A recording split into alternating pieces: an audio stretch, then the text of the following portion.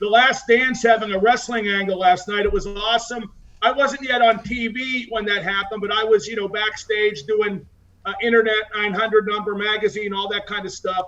And the one thing that they didn't say in The Last Dance was that scuffle in Game 6 was coordinated by WCW. WCW asked Rodman and Malone to get in some kind of scuffle during the finals by way of promoting the pay-per-view match a month later. That was Hogan and Rodman against DD Me and Karl Malone. That was Bash at the Beach. It drew 1.5 million buys, which I think was WCW's all-time high to that point.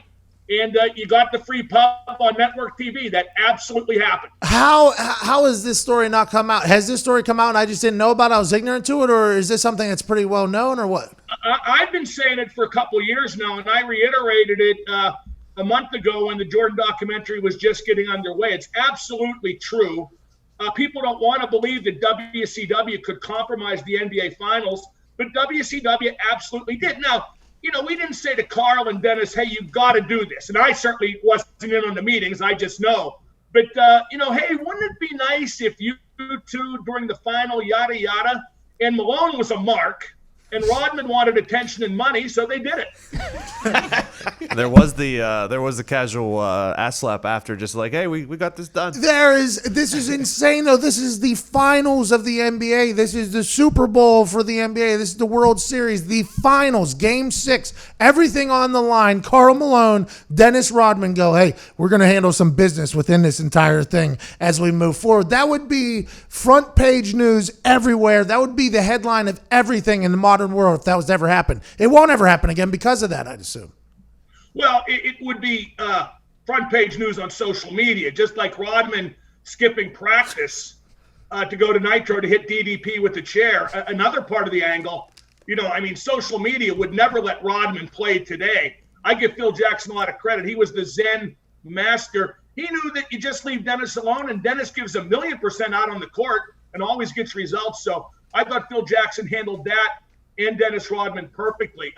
Earlier today, I tweeted what I'm telling you, that was a setup by WCW, and Eric Bischoff, the big boss back then, and my boss tweeted back, Mark, you pinky swore. That's not an exact admission, but it's pretty close. And, Malone and Rodman wouldn't own up to it today. Well, Malone sure wouldn't. I don't know about Rodman. Rodman just does and says what he wants, which is why I love the guy so much. But the story I'm telling you is 100% true. Pat, people don't believe me because I'm like the pro wrestling heel in the media.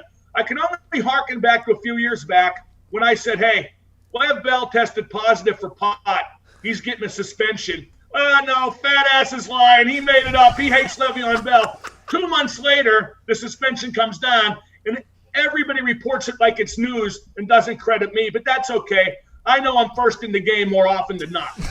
Well, I'm happy for you that you know that about yourself, and outside pressures won't change it. You too, Pat. You're number one. Hey, you're damn right. That's why I picked the number one, not because I was blacked out and wanted to party with my family, and it was the first number that was offered up. Let's talk about WCW. How did the WCW Rodman thing all begin? Were you there for that? How did that all, hey, this guy was not only leaving, he was leaving in the middle of seasons to go to Vegas. I mean, he had different hairstyles. He was obviously known as a guy that was a little bit off the wall. Karl Malone's a mark. How does WCW, that was so hot at the time, kind of get in bed with Dennis Rodman? Was that Rodman reaching out, or was that Bischoff like, hey, we need you guys to come over here?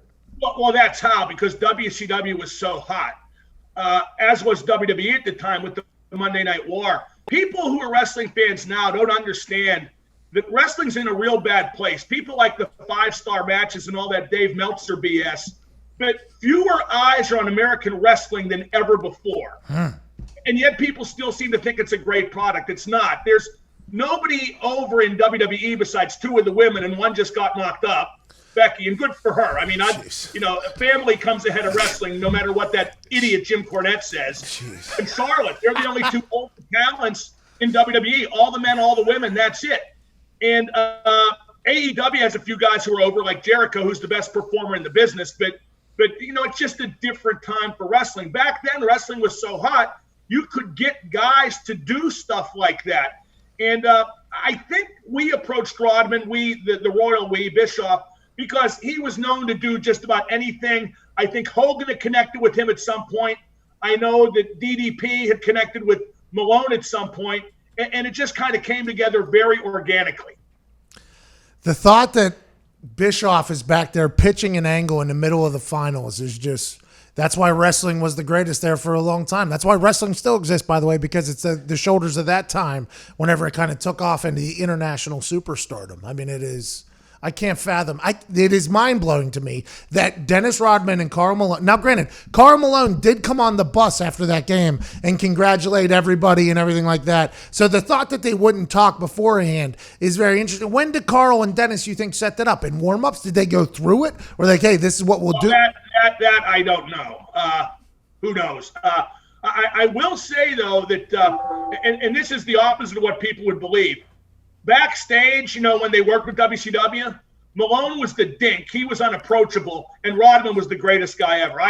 I think very highly of Dennis to this day. I was at Ric Flair's 70th birthday party a little over a year ago, and Dennis was there, and he came up to me and said, "Man, announcer guy, right?" Oh, that's great. I'm not sure he knew which announcer, but he's a great guy.